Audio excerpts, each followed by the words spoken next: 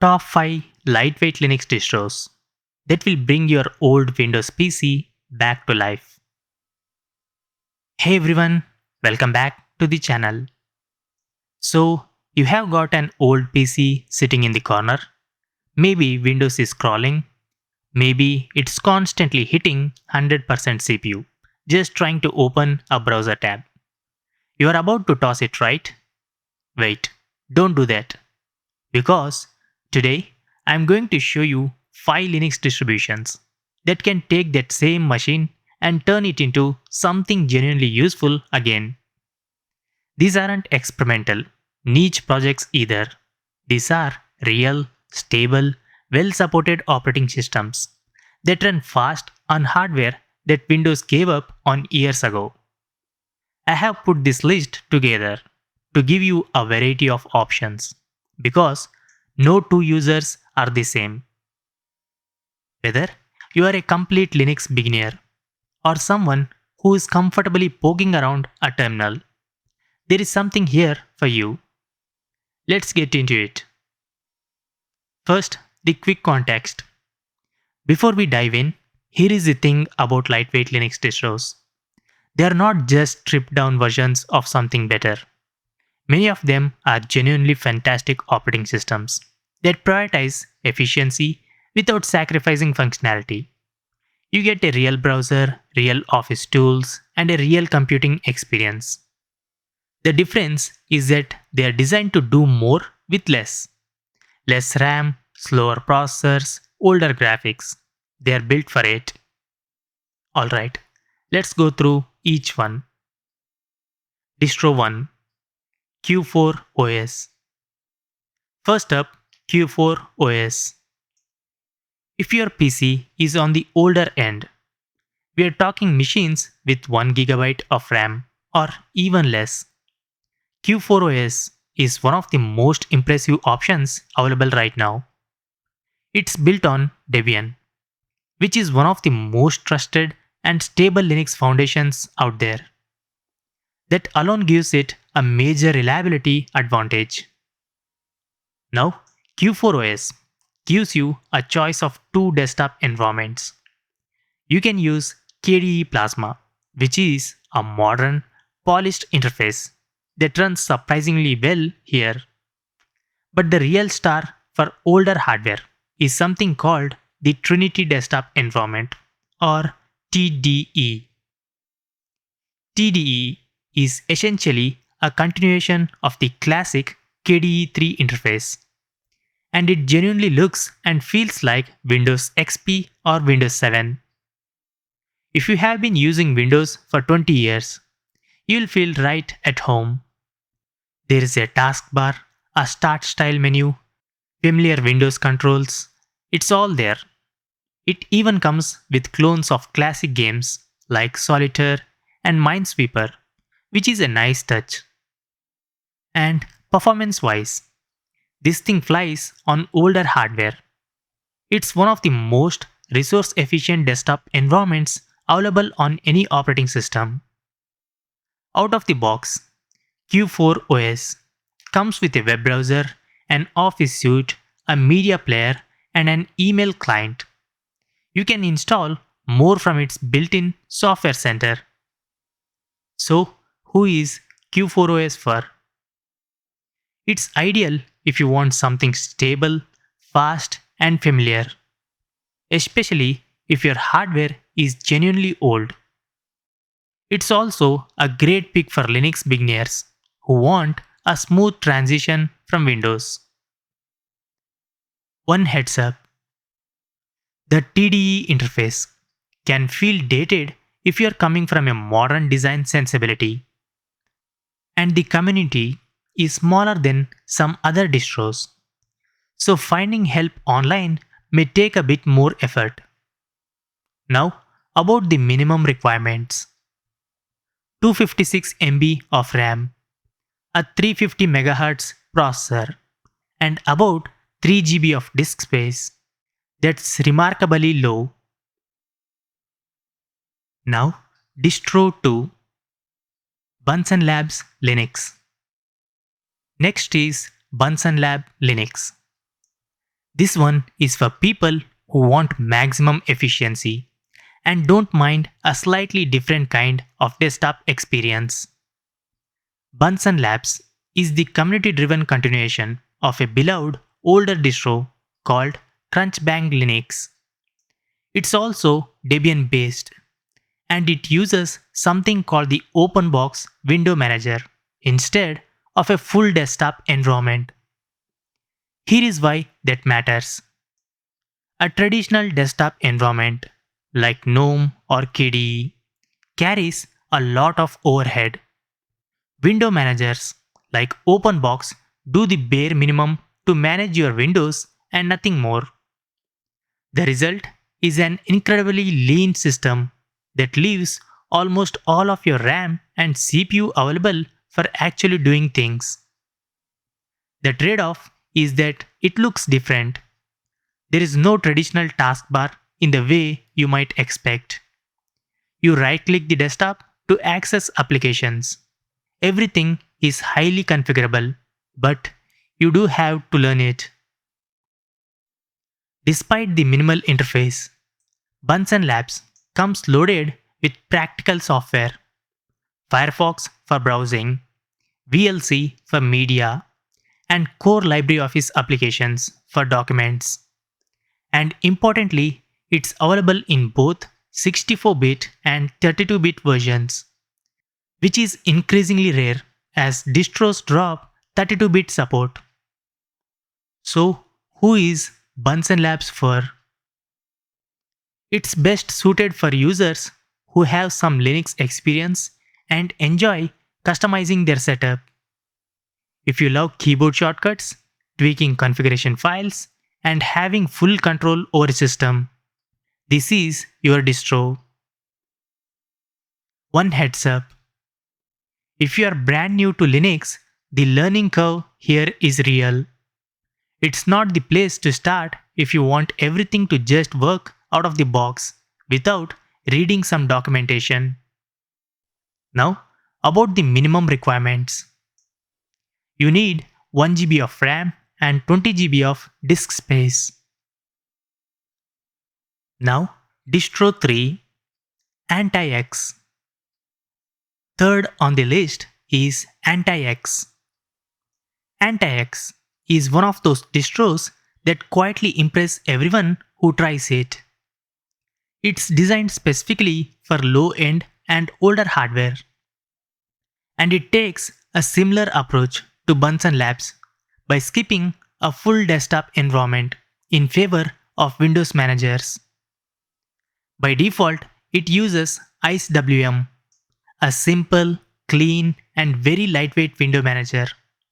But you can switch to Fluxbox, JWM, or HubStuff window manager, depending on your preferences and how minimal you want to go. AntiX also comes in several different versions or flavors.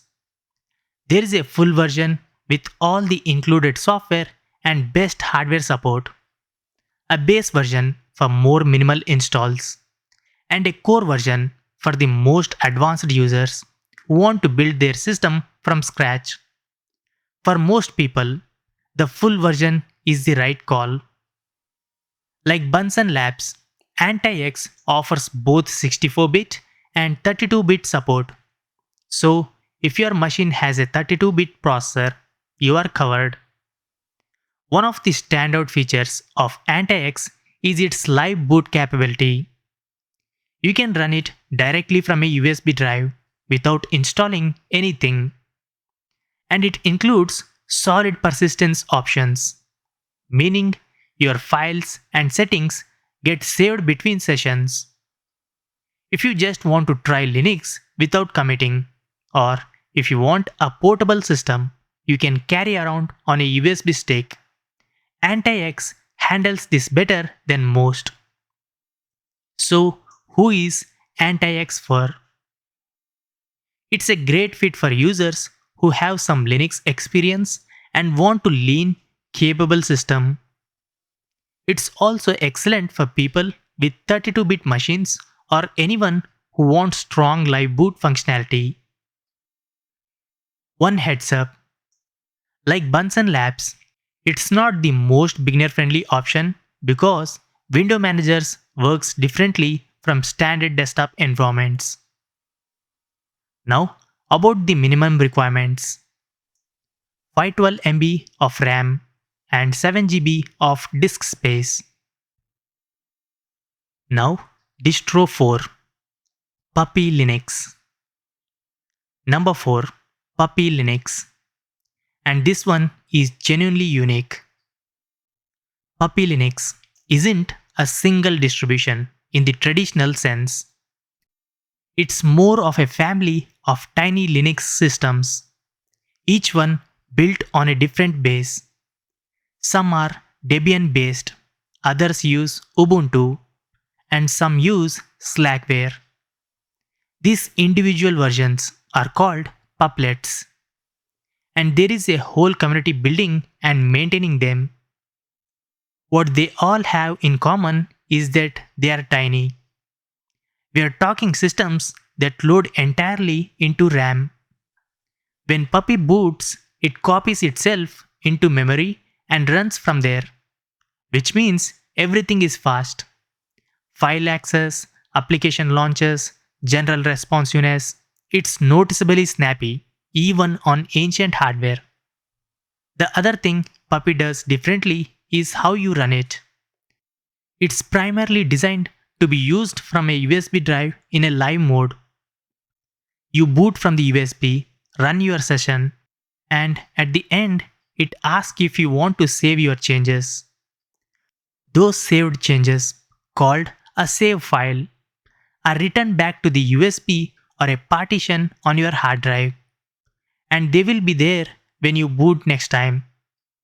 You can also install some puppets directly to a hard drive, but the process is less straightforward compared to the most other distros. So, who is Puppy Linux for? It's perfect for very old hardware, machines that other distros might struggle on. It's also a top choice if you want a portable operating system you can boot from a USB on any computer. One heads up, it's not the most polished experience, and the community is smaller than the mainstream distros. So, you may find less documentation for specific issues. About the minimum requirements. There are no official minimum requirements. If the machine boots, there is a good chance Puppy will run on it. Now, distro 5, Lubuntu, and finally, Lubuntu. Lubuntu is the most beginner-friendly options on this list, and it's a great pick if your hardware isn't extremely old, but you still want something much lighter than standard Windows or even regular Ubuntu. It's an official flavor of Ubuntu, one of the most popular and well-supported Linux distributions in the world. That means you get access to the Ubuntu's massive software repositories, a huge online community, and years of documentation. The difference is that instead of the GNOME, Lubuntu uses the LXQT desktop environment, which is specifically designed to be light on system resources while still giving you a clean, modern interface. The result is a system that feels familiar. It has a taskbar, a start menu equivalent, a file manager, and a settings panel, but uses significantly less RAM and CPU than a full Ubuntu install. Lubuntu offers multiple installation options: a full install, a normal install, and a minimal install, depending on how many preloaded apps you want. The normal install includes a web browser, an Office suite, and a media player. Everything most users need day to day. So, who is Lubuntu for? It's ideal for Linux beginners who want a smooth, low friction transition from Windows. If your machine is a few years old, not ancient, but not exactly new either, Lubuntu is one of the best options available. One heads up, it doesn't officially support 32-bit systems, and it uses Ubuntu's Snap packaging system, which some users prefer to avoid. It's also not designed for the very oldest hardware. For machines with 512 MB of RAM or less, look at the earlier options on this list.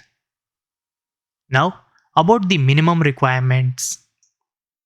Lubuntu doesn't publish official minimum specs, but 1 GB of RAM and a dual core processor will give you a comfortable experience. Now, comparison summary. Alright, let's quickly summarize so you can figure out which one is right for you. Q4OS, best for very old hardware and users who want a Windows XP or Windows 7 style experience. It's great for beginners. BunsenLabs, best for experienced Linux users who want maximum efficiency and full customizability. AntiX, best for 32-bit machines, live USB use, and users comfortable outside a traditional desktop. Puppy Linux, best for extremely old machines and running a portable operating systems from a USB drive. Lubuntu, best for beginners on moderately older hardware who want something polished, familiar, and well supported. Now, a quick decision framework. Complete Linux beginner, start with Lubuntu. If your hardware is very old, go with Q4OS instead. Some Linux experience, older machine, AntiX or BunsenLabs. Really ancient hardware or USB only use, go with Puppy Linux. Now, how to get started? Getting started with any of these is simpler than you might think. Step 1.